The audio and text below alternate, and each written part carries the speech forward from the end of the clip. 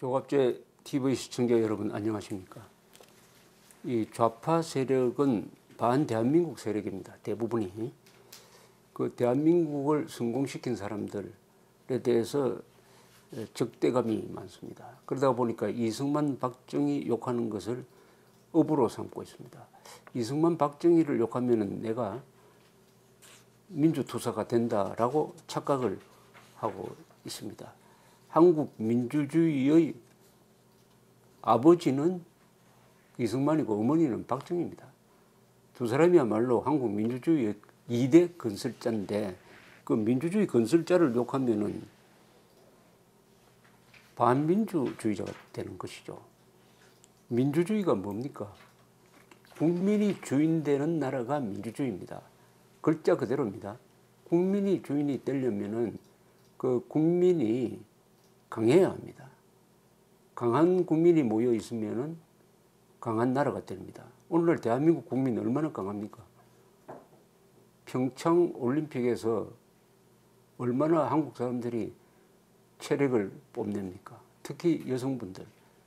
통계에 의하면 지난 100년 동안에 키가 가장 많이 큰 100년 동안에 키가 20cm나 큰 사람들이 한국 여성입니다. 여성. 그렇게 키가 많이 크도록 도와준 분 중에서 이승만, 박정희를 빼면 설명이 안 되죠. 한국 여성들이 20cm나 크고 각 분야에서 맹활약을 하고 있도록 할 수 있도록 한 것은 한국이 자유민주주의 제도를 채택한 덕분입니다. 해방되었을 때 북한 여성이 남쪽 여성보다 키가 평균 3cm 더 컸습니다. 그런데 지금 역전이 돼가지고 10cm가 적습니다. 북한 여성은. 김일성을 만나가지고 자유를 맛보지 못한 때문이죠. 자유라는 것은 이 식물을 키우는 햇볕과 물과 같은 겁니다. 햇볕과 물이 바로 자유입니다. 그런데 한국의 종북, 좌파, 자칭 진보 세력 이런 사람들은 입만 벌리면은 이승만, 박정희를 욕을 하는데 문제는 이승만, 박정희를 잘 모르니까 그렇게 욕을 합니다. 알면은 아무리 나쁜 마음이 있어도 그렇게 욕을 못할 겁니다. 이승만, 박정희의 진면목을 모른다는 것은 한국인으로 사는 사람으로는 참 불쌍한 겁니다. 불쌍한 겁니다. 교회 다니는 사람이 사도 바울이 얼마나 위대한지를 모르고 교회 다니면 그게 얼마나 불쌍합니까? 이 강토에 살면서 이승만이라는 인물의 위대성, 그리고 그 사람의 단점까지 포함해서 또 박정희의 위대성, 그분의 단점까지 포함해서 모르고 살아간다는 것은 그 하루하루가 좀 안타깝습니다. 위대한 인물을 안다는 것은 인격 수양에 큰 도움이 됩니다.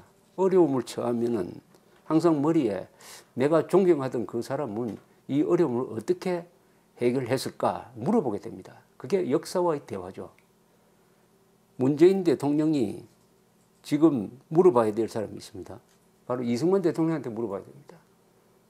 문재인 대통령이 처한 위기는 이건 위기도 아닙니다. 사실 호기입니다. 찬스입니다. 마음만 바로 먹으면. 그런데 마음을 다른 방향으로 먹으면 이게 위기가 되는 거죠. 우리 민족사 전체에서 가장 큰 위기에 처했을 때 가장 위대한 역전극을 펼친 분이 이승만 대통령이죠. 이승만 대통령의 고문 역할을 했던 로버트 올리바라는 이 미국 수사학의 전문가입니다만 그분이 쓴 이승만 신화 뒤의 사나이라는 이 책에 이런 대목이 나옵니다. 우리 시대의 가장 걸출하였던 위대한 인물 중에서 그는 아마도 가장 덜 알려진 인물일 것이다. 위대한 정치가가 반드시 강대국에서만 배출되는 것은 아니다. 약소민족 중에서도 얼마든지 큰 인물이 나올 수 있다. 이승만은 참으로 위대한 인물이다. 그런 조직력과 지도력 그리고 예언자의 비전을 두루 갖춘 인물이었다. 그는 가끔씩 골칫덩어리로 무시되었다. 그 요구는 거절되었지만 그를 몰아낼 수는 없었다. 그는 거듭 비난받았지만 그의 정책과 판단이 옳았던 것으로 거듭 증명되었다.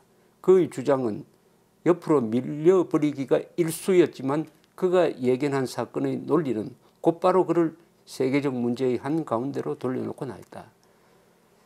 클라크 유엔군 사령관, 휴전 협정에 서명한 클라크 장군은 이승만을 평하기를 아시아에서 가장 위대한 지도자였다. 그 이유는 반공 지도자였을 뿐만 아니라 반제국주의 운동의 지도자였다. 이렇게 이야기를 했습니다.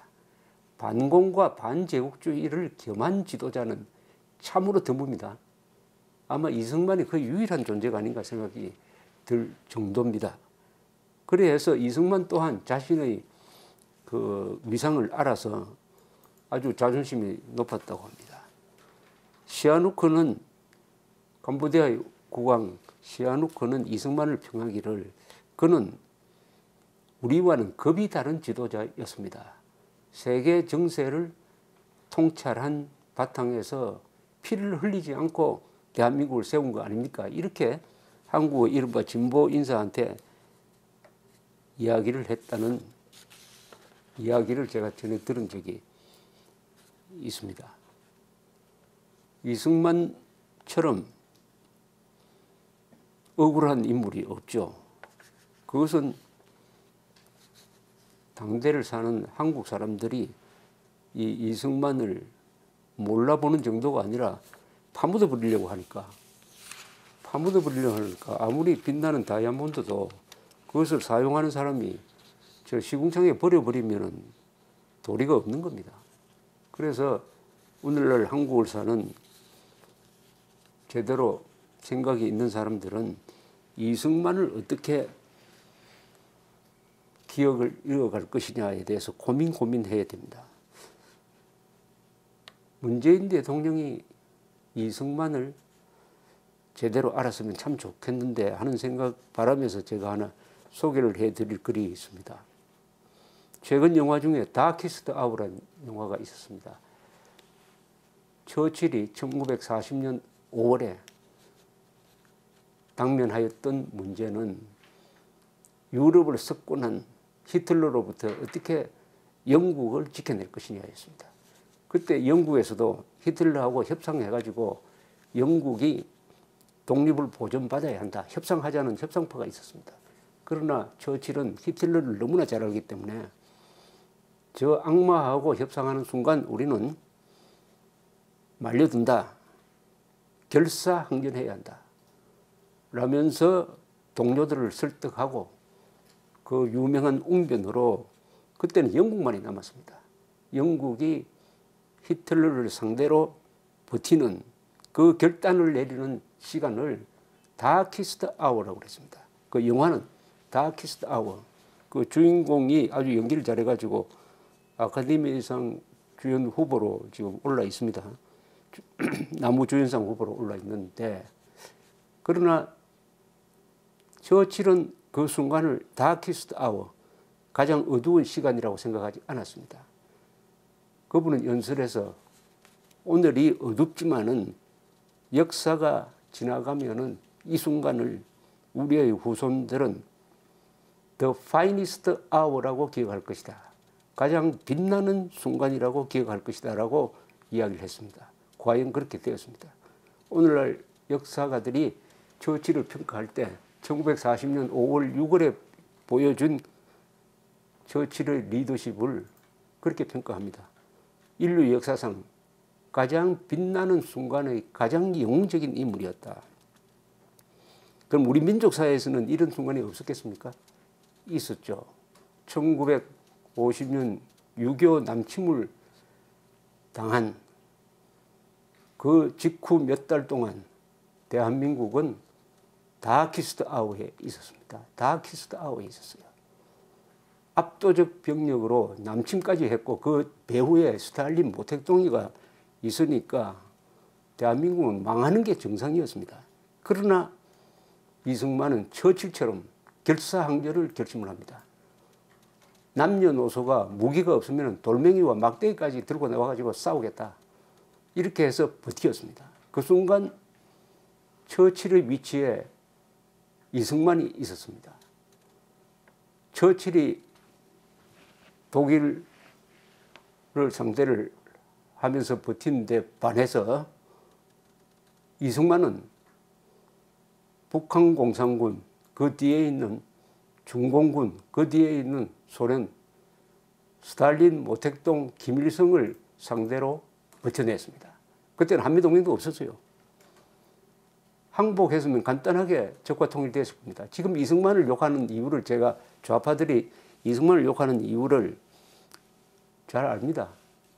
왜 그때 항복해가지고 적과 통일을 할 수 있었는데 왜 막았느냐 하는 그 원한이 사무쳐 있는 거죠.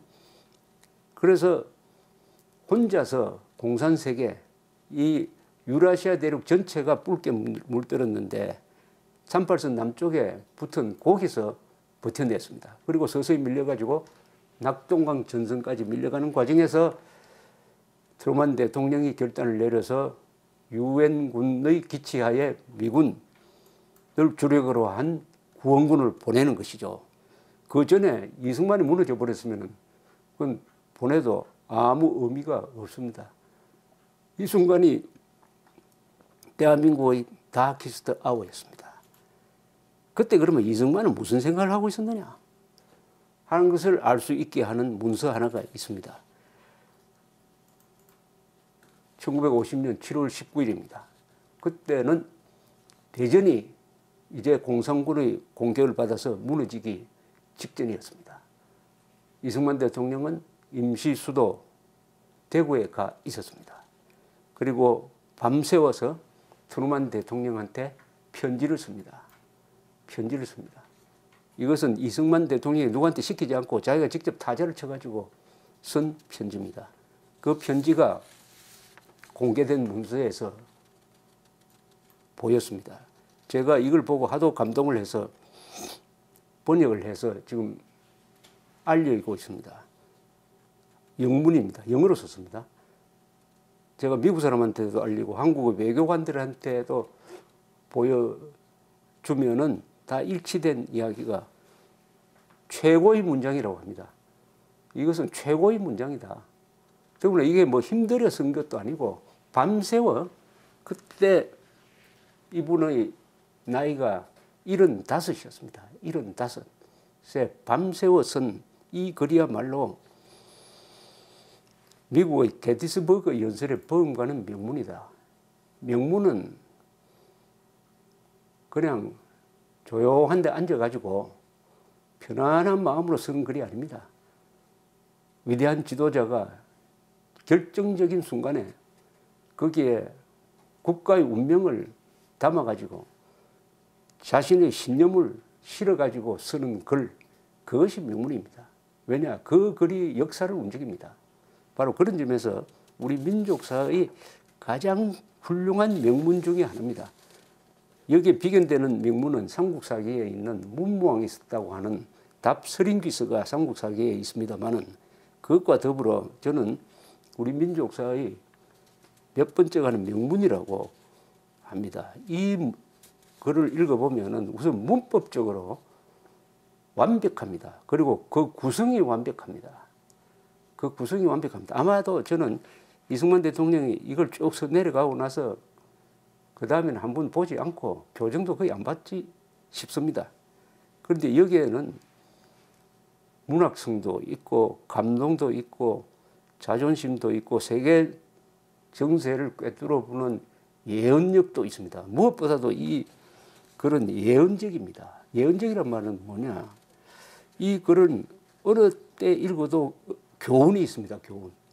문재인 대통령이 이 편지를 한번 읽으면은 여러 가지 생각이 떠오를 겁니다. 여러 가지 감흥, 인스피레이션이 떠오를 것입니다. 역사에서 배우는 것은 교훈이 아닙니다. 역사는 어떤 공식을 가르쳐 주지 않습니다. 역사는 어떤 용기를 줍니다. 그리고 상상력을 주는 것이 역사입니다. 그래서 문재인 대통령이 조갑제닷컴에 들어와서 검색을 하면 곧 나오니까 이 편지를 꼭 한번 읽어 보시라는 뜻에서 제가 한번 읽으면서 제가 소개를 해설을 해드리겠습니다. 트루먼 대통령한테 보내는 트루먼 대통령한테 보내는 이승만 대통령의 편지입니다. 1950년 7월 19일 국군이 밀리고 있을 때입니다. 대전까지 밀렸을 때 쓴 편지라는 이 시대적 상황을 알고 이 편지를 이해하시는 게 좋지 않을까 생각됩니다. 친애하는 대통령께 절망적인 위기를 맞은 한국에 신속하고 지속적인 원조를 제공해 주신 각하에게 보리는 물론 대한민국 정부와 모든 국민들은 깊은 감사의 뜻을 무슨 말로 표현할지 모르겠습니다. 우리는 한국의 대의, 즉 자유의 대의를 위한 많은 자유우방 국가들의 국제연합을 통한 지원에 깊이 감사드리면서 각하의 용감한 영도력이 이 난처한 위기를 당하여 발휘되지 않았던들 그러한 도움도 그러한 원조도 없었으리라는 사실을 잘 알고 있습니다. 본인은 한국 전선에서 미군의 전 사상자가 늘어난다는 사실을 보고받을 때마다 가슴이 아픕니다. 고국에서 머나먼 이곳에 와서 자유를 위하여 그렇게 많은 사람들이 그들의 생명을 바치지 않으면 안 된다는 것은 비극적 사실입니다. 우리의 군대는 우리의 국토 안에서 조국을 위하여 싸우고 있으니까 우리 군의 사상자 보고를 받는 것이 아무리 참혹하다고 해도 귀국의 희생자보다는 그나마 낫습니다. 이곳 한국 땅에서 죽고 다친 미국 병사들의 모든 부모, 처자, 형제, 자매들에게 부족 하나마 위로의 말을 전하고 싶습니다. 우리 한국인들은 미국의 위대한 전통을 이어받아 약자를 지켜주려고 이 땅에 와서 잔인한 침략자들을 상대로 해방과 자유가 지구상에서 사라지지 않도록 생명을 내걸고 싸우고 피 흘린 그들의 용기와 희생을 결코 잊지 않을 것입니다. 대통령 각하, 위대한 귀국의 병사들은 미국인으로서 살다가 죽었습니다만 세계 시민으로서 그들의 생명을 바쳤습니다. 공산 파쇼 집단에 의하여 자유국가의 독립이 유린되는 것을 방치한다는 것은 모든 나라들, 심지어는 미국 자신까지도 공격받는 길을 터주는 길이 됨을 알고 나라 사랑의 한계를 초월하면서까지 목숨을 바쳤던 것입니다. 여기까지가 이승만 대통령이 트루먼 대통령한테 보내는 인사입니다. 이 인사가 얼마나 멋집니까? 바로 죽은 미군 병사들의 가족이 읽어봐도 내 아들이 헛된 죽음을 하지 않았구나. 오히려 죽은 아들이 자랑스럽게 느껴질 정도의 의미 부여를 합니다. 단순히 자유를 지키기 위해서 싸웠다를 떠나서 그 자유는 한국인의 자유일 뿐만 아니라 미국인의 자유, 더 나아가 공산주의 위협을 받고 있는 세계인 전체의 자유를 위해서 죽었다. 그런 점에서 세계 시민으로서 그들의 생명을 바쳤습니다. 이 문장이, 이 문구가 저는 가장 의미가 깊다고 생각합니다. 한국인이나 미국인으로서 죽었다면 한국과 미국의 이익을 위해서 죽은 사람이 되지만 세계 시민으로서 생명을 바쳤다는 것은 세계 전체의 자유와 인간 해방을 위해서 죽었다. 이 이상의 의미 부여가 없습니다. 저는 트루먼 대통령이 이걸 읽고 눈물을 흘리지 않을까 그렇게 생각이 됩니다. 이렇게 고상하게, 고귀하게, 고귀한 표현을 한다는 것은 그것은 문장력이 아니라 이승만 대통령이 보는 세계적 시야, 세계적 관점, 세계사적 관점에서 있었다. 문제를 얼마나 깊게 봤느냐 하는 것을 잘 알 수가 있습니다. 이렇게 감동적인 인사를 한 다음에 이제 이승만 대통령은 본론으로 들어갑니다. 미국 대통령한테 쓰는 편지가 무슨 위문 편지일 리는 없죠. 대한민국의 생존과 관계되는 중요한 메시지를 전하기 위해서 쓴 편입니다. 이승만 대통령은 이렇게 이어갑니다. 각하도 아시다시피 한국인들은 그 누구도 참여하지 않은 38도선에 관한 1945년의 군사결정의 결과로 자신들의 의사에 반하여 분단되었습니다. 이와 같은 분단은 북한에서 소련의 지령과 통제 아래 한국인의 전통이나 정서와는 전적으로 이질적인 공산정권의 수립을 허용하고 말았습니다. 이 북한 지역에서 군사, 경찰, 재정의 권력을 절대적으로 장악한 공산분자들은 소련의 지령하에 한국뿐만 아니라 미국과 대다수 국제연합 회원국가들에 대하여도 처참한 피해를 줄 수 있을 정도의 강력한 군사력을 키울 수가 있었습니다. 소련의 후원을 받은 북한 정권이 6월 25일 새벽 한국군을 일제히 공격하였을 때 그들은 38선을 자유대한과 노예 북한 사이의 군사 분계선으로 유지할 수 있는 근거를 없애버렸습니다. 원상 회복을 시도함으로써 적이 전열을 가다듬어 또다시 공격할 수 있도록 시간적 여유를 주는 것은 참으로 어리석은 행동이 될 것입니다. 세계 공산주의자들이 우리나라의 가슴속에 심어서 키워온 제국주의적 침략의 악성 암세포들을 이번 기회에 영원히 도려내야 합니다. 여기서 이승만 대통령은 중요한 점을 분명히 합니다. 첫째, 38도선은 이 한민족이 끈 것이 아니다. 이게 바로 강대국 미국과 소련이 합의해서 그은 38도선인데 이번에 북한이 남침함으로써 그 38도선을 스스로 없애버렸다. 이제는 38도선이 민족을 분단하는 선으로서 의미가 없게 되었다. 그러니까 이번 기회를 이용을 해가지고 이제는 통일을 해가지고 문제를 근원적으로 해결해야 된다. 근원적으로 해결해야 되는데 이 공산주의자들은 어떤 주의자들이냐. 한국인의 전통이나 정서와는 전적으로 이질적인 민족 반역자다. 그리고 제국주의적 침략 속성을 가지고 있다. 그런데 남침을 했으니까 잘 됐다. 이번 기회에 이 제국주의적 침략 근성을 가진 악성 암세포라고 했습니다. 이 악성 암세포를 영원히 도려낼 절호의 기회가 왔다. 다키스트 아워에서 이승만 대통령은 희망을 찾았습니다. 역전의 희망이죠. 지금 낙동강 정선까지 밀리고 있는데 이승만 대통령의 눈에는 이제는 반격의 찬스가 왔다. 38도선을 없애버리고 통일의 기회로 잡아야 된다. 이분은 공산당을 콜레라라고 비교했습니다. 인간은 콜레라와 살 수 없다. 공산주의는 콜레라다. 똑같은 말을 합니다. 악성 암세포라고 불렀습니다. 침략 근성을 가진 악성 암세포가 공산주의입니다. 이번에 완전히 도려낼 수 있다. 이렇게 절망적인 순간에서 희망을 찾아가지고 거기에 집착을 합니다. 이어지는 이승만 대통령의 편지를 한번 읽어보겠습니다. 트루만 대통령한테 보내는 1950년 7월 19일자 편지입니다. 북한 사람들은 남한 사람들과 차이가 없습니다. 외부 세력이 훈련시키고 조종하는 소수의 공산주의자들을 제외한 모든 한국인들은 그들의 조국에 충성합니다. 이 전쟁은 남과 북의 대결이 아닙니다.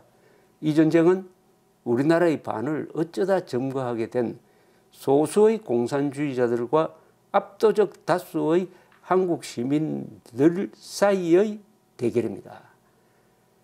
여기에는 북한 노동당 정권을 붕괴시킬 수 있는 위대한 전략이 여기 들어있습니다.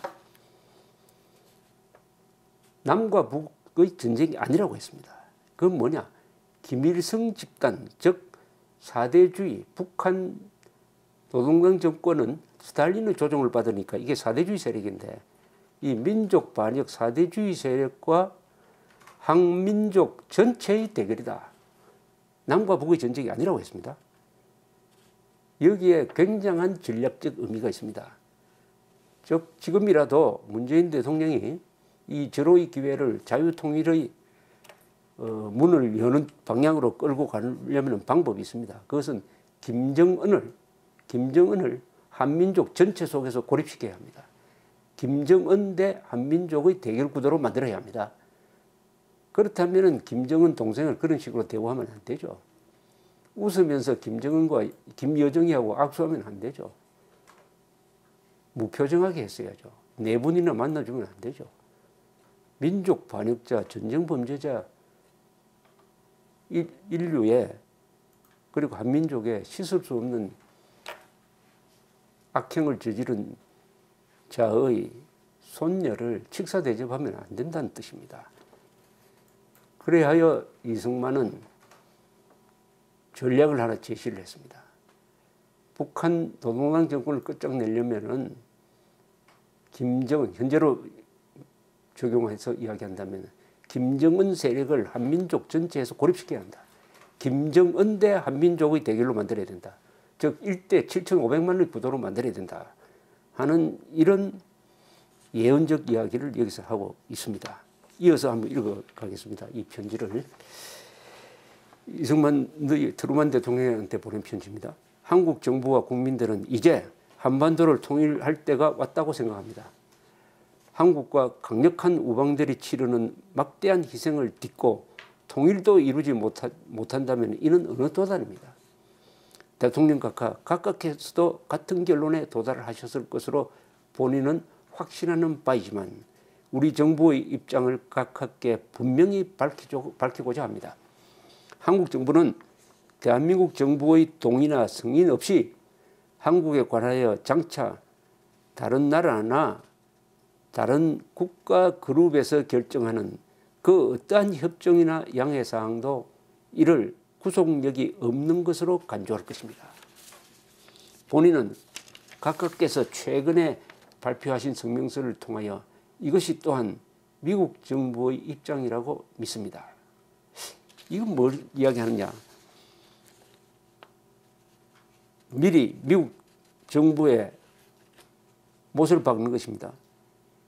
전쟁 결정 과정, 전쟁 전후 결정 과정, 이 전쟁이 결말 보는 과정 속에서 또다시 한국이 자기 운명을 결정하지 못하고 손님 처지가 되면은 그것은 안 된다.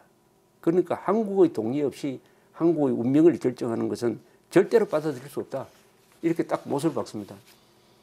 그때 이승만 정부의 사정은 그런 데까지 신경 쓰지 말고 우선 어떻게 하면은 미국의 비위를 맞춰가지고 많은 원조를 받을 거냐 여기에 신경 써야 될 텐데 이승만 대통령은 국가 자존의 원칙을 분명히 합니다. 한국 문제를 우리와 의논 없이 결정해가지고 한국을 분단시킨다든지 한국을 어디에 갖다 붙이는 그런 짓을 하는 것은 아무리 동맹국이라도 결코 가만 있지 않겠다 하는 미국에 대한 경고입니다. 미국에 대한 경고입니다. 이 문장과 똑같은 이야기가 삼국사기에 나옵니다.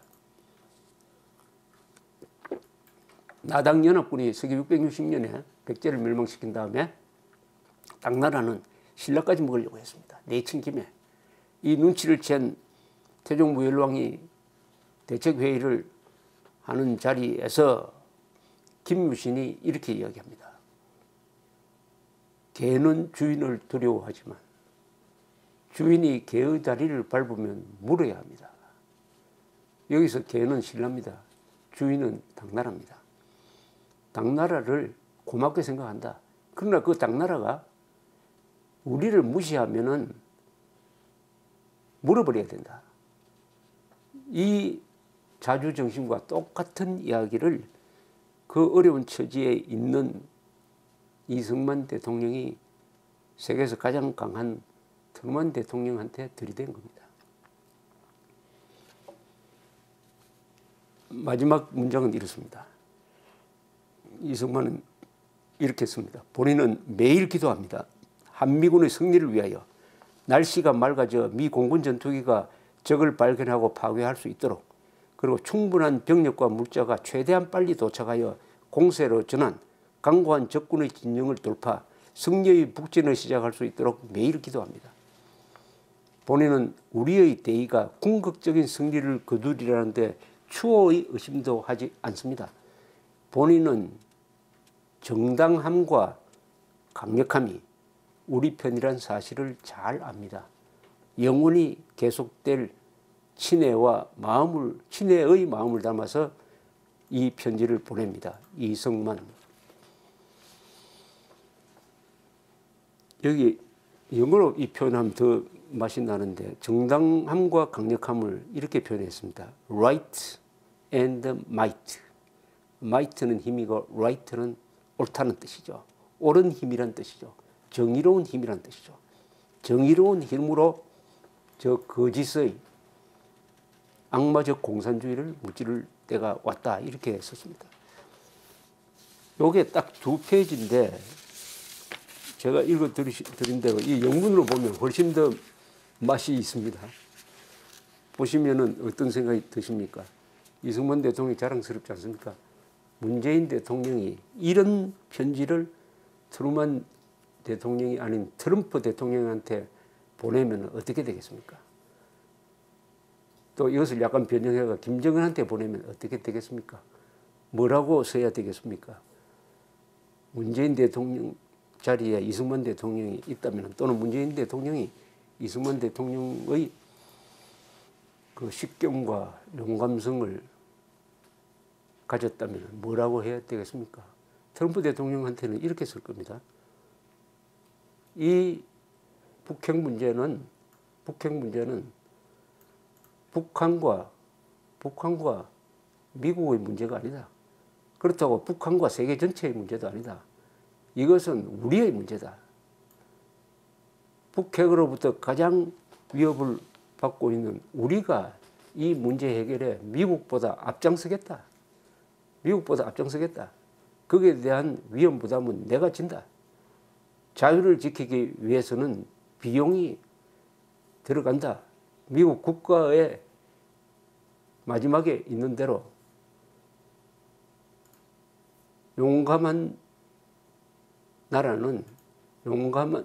자유로운 나라는 용감한 사람들이 사는 곳이다.